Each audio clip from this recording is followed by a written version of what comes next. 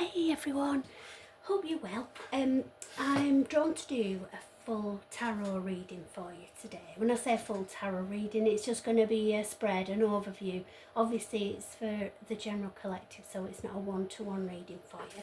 But when I was shuffling the cards and asking for the highest good of the people who will see this video, what the reading is generally about, this one popped out. So it feels like this is a love reading because this card is represents divine love, harmony, blissful relationships, alignment, inner happiness, fulfillment, dreams come true, family contentment, and total love and support. So this to me seems like that is what you're yearning for and what you're wanting answers to about when you're going to get this in your life. So based on that, I've prepared the deck and I'm going to just pull out a spread to give us some answers for you. So we've got, the first one is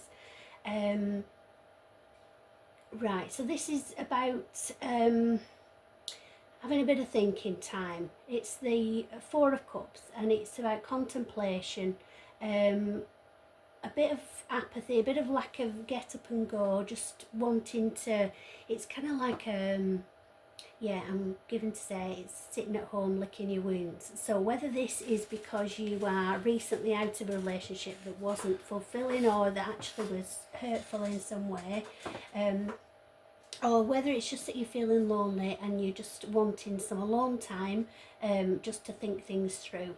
Meditation is good. I use the what's it called? Insight Timer. Gosh, mental block there. Sorry about that. Insight Timer. It's a free app and there's all sorts of different meditations you can do. So I use the guided meditations. So if depending on what your situation and how you're feeling, you can search for a guided meditation to help you with whatever that situation is. So that'll help because that encourages you to go within rather than just moping and looking back on things. It's about being reflective. It's a little bit different. You're not just sitting feeling sorry for yourself for what's happened. You're actually picking out what the lessons were in that situation, and then once you've learned those lessons, the universe will open up for the next step for you. So we've got the Hanged Man as well. So this is a pause. Basically it's like hanging around. It's just trying to see things from a new perspective. So it's a period of waiting. It feels like it's a period of just, right, okay, let's take a minute, let's have a breath. So it's a waiting time, and I think that the waiting time is to give you a chance to go within and learn the lessons that you've just experienced in the situation you've come out of. And we've got familiarity, happy memories, reminiscing, childhood memories, innocence, joy and nostalgia. So that's encouraging you to look back fondly on the past rather than only focusing on negative situations, because even in the negative situations you're learning lessons as well. Painful endings, okay, right, deep wounds, betrayal, loss, crisis, failure, collapse, defeat. So the collective that I feel this is for, it will be a situation of a breakup of some sort or a loss. So it's grieving of some sort, whether that's a physical loss in the form of losing a partner to an illness or an accident or something like that, or whether it's a breakup where you've just decided that you want to go your separate ways. It's still a grieving process, and it's literally, it feels like daggers are stabbing you all over. It's a very unpleasant feeling, heartbreak obviously, as you'll know, but all of this is calling for you to just feel acceptance, let go of what's not meant for you, because if you're still holding on to something that isn't right for you and that's not for your highest good and that isn't meant for you, then you're stopping what is meant for you coming in, if that makes sense. Okay, then unified love, partnership, mutual attraction, proposal, marriage, connection. Okay, so you are going to be able to let this go, learn the lessons and open things up to lead you towards finding the relationship that you truly want. You're going to get mental clarity and breakthroughs, new ideas, success, sharp mind, and like a new purpose, like a fresh start basically. It's like literally picking yourself up and brushing yourself off and starting over again. But you've got to go through the tough work first. You've got to go through the dark stuff first and visit that enough to learn the lessons you were meant to learn, because like I say, even in the negative experiences, you're learning something that you're going to be able to take on positively to the next situation. So in the instance of a bad relationship, you have learned everything about that person that doesn't align with what you want. So moving forward, you're going to know instantly, you're going to be able to be more selective effectively. You're going to know instantly if somebody shows signs of having that disposition that doesn't align with you.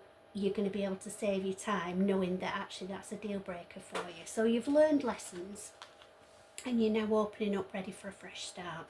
Okay. So this, the magician, that can be, excuse me a moment, I'm just going to have a sip of my tea. That can be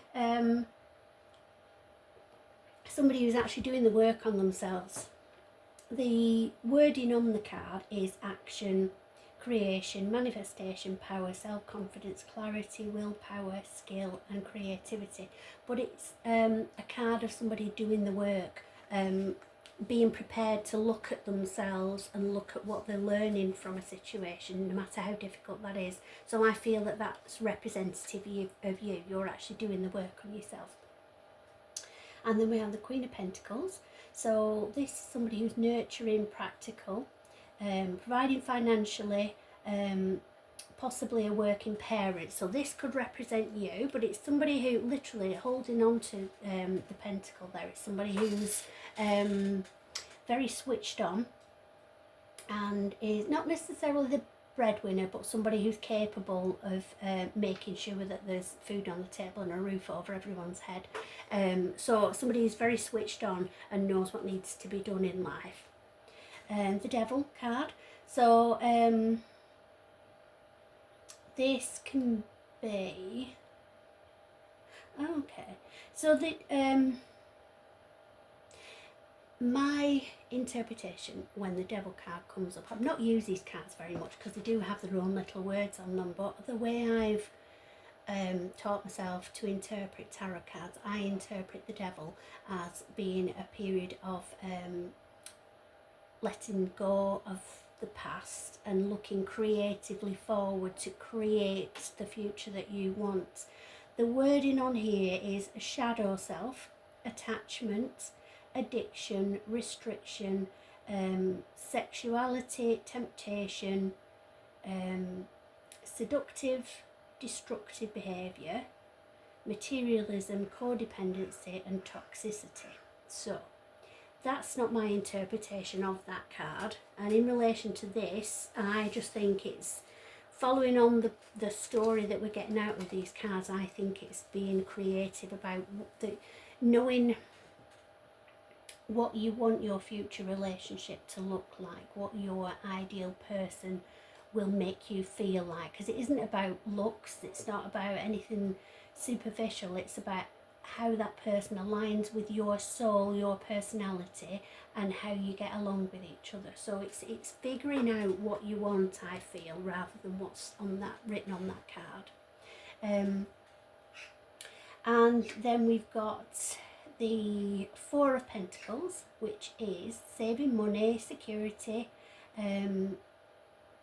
conservation, scarcity, control, fragility. Right, okay, so this might be that you're feeling like you're on a bit, like you're standing on shifting sand, like everything, the rug has been pulled from under you. This whole situation may have come very suddenly and completely blindsided you. So everything just feels like it's tilted. and you don't know which way is up. So this is about finding a bit of stability for yourself, just focusing, not rushing into anything, taking time on your own to focus on you, getting your own financial stability, or just making everything secure and feeling comfortable with a bit of normality and routine in your life again, finding a new routine. It's like the first Christmas that you have without somebody in your life that's important to you, you know, like say for instance grandparents or something like that. When you're growing up, it's like Christmas isn't the same as it was when they were there, but you have to make new traditions so that it's different now. It's like it's still Christmas and you're still gonna celebrate it if you do, but you're gonna do it in a different way. It's that kind of a feel. And then Knight of Cups, so romantic, charm, imagination, beauty, knight in shining armour, following the heart, Prince Charming, and proposals. Okay, so when you've done all this work on yourself, you've reached this point where you feel secure and stable on your own because you are independent, you don't need anybody else. It's nice to be with somebody, but the loneliness feeling is just wanting to share things with another person. You don't actually need another person. So once you feel stable in your own company and you feel that sense of stability, then, and you've let go of the past, then the universe is going to open up the future for you, and that's when your knight in shining armour effectively is going to come rushing in. That's when romance is going to happen for you. And then the last one we have the Tower. So this is, as you'll know already if you've watched any of my other videos when this comes up, this is the ending of something.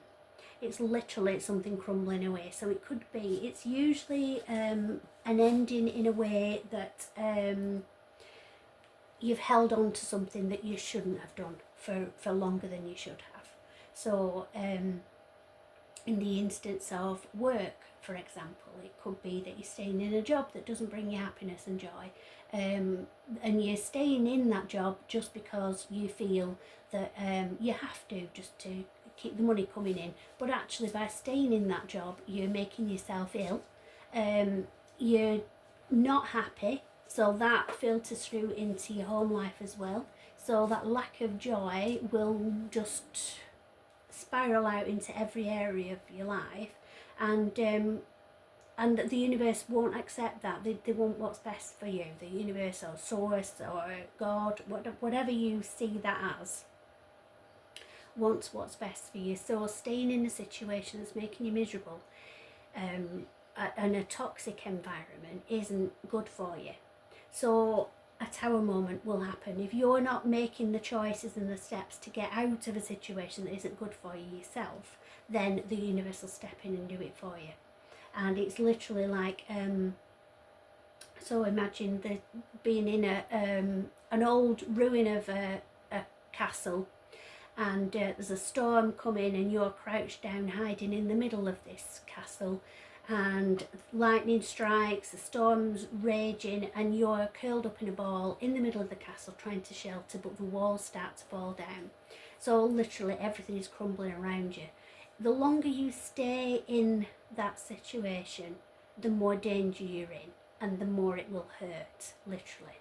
So your only solution is to run out of that situation and look for safety elsewhere. So I hope that analogy makes sense, but that is what a tower moment means. It's pushing you out of something that's not good for you, so that you can open up to something that's better for you. So an overview then of what we've got is that you're in a moment of pause and self-reflection. You need to be able to let go of the pain that's that you're hanging on to by looking backwards rather than forwards. Once you can release that, and it is difficult and it can take a lot of time, because you can't really, even though you can logically detach from a person, the heart yearns for somebody, doesn't it? But my advice that I usually give to people as well, if they when they're heartbroken and they think, oh, I really miss them, and I just want to be with them, and there's nobody like them, and all that sort of thing. I always suggest writing a list. I like this. Writing a list of specific things that you would miss about being with that person. Then a list of things that you won't miss about them. All the foibles, all the little irky things that they do. Might be like leaving a cupboard door open, or leaving the toilet seat up, or whatever it is that bugs you about that person. Write a list of that. And then look at the list that you've got of things that you'll miss about that person. And I guarantee you every single one of those things on there will not be unique to that person. It won't be about them in particular. It will be something that you'll miss about being in a relationship, about being with somebody. And once you realise that, it makes it easy to let that person go and just be a memory in the past. And then obviously the pain gets easier once you've accepted that. But you start to see things differently then. You will start to focus on that list of things that used to bug you, and then eventually you'll reach a stage of what was I thinking. So all of this is a process. It is a grieving process no matter what the source of the loss is, but you're in that stage at the moment, I feel. And but you're gonna start. You're gonna have this breakthrough of a light bulb moment of, do you know what? Yeah, all of this irritated me. This actually I can find with somebody else that does align with me, that is my person. Then you'll be ready for a fresh start, and then everything will start opening up for you. So don't rush yourself or be frustrated with yourself about how you're feeling. Just take it at your own pace. All of these things are a process. But there's no expectation about how long you should be staying in each phase of this process. So go easy on yourself, be gentle on yourself, and I'm going to say, just appreciate how magical you are, what a wonderful soul you are, and know that once your light, because it's dim at the moment, but once your light shines back out again and radiates out into the universe, your person will see that light and be drawn to you. So focus on just working through these phases so you're in a better state of mind, ready to look forward to a new future and a fresh start, and concentrate on just making a stable grounding basis for yourself, and then whoever comes in, it's just going to be an extra bonus on top of the life that you've made for yourself already. So love and light to everyone. I hope that helps, and thank you to those who have subscribed already. I really appreciate your support, and if you haven't, then please pop a like on this. That really helps me as well, and I hope to see you all again soon. Love and light.